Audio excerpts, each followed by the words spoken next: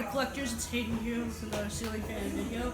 This is a Hampton Bay Rothley ceiling fan.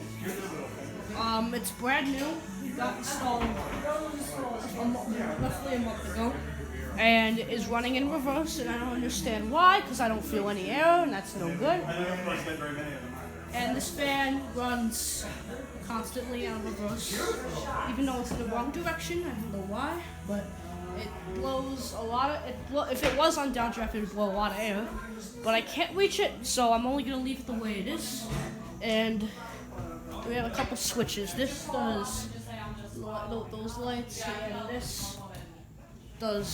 this probably does the fan. It's on, I think, higher than medium. I know it's a Hampton Bay. I think it's a Rothley.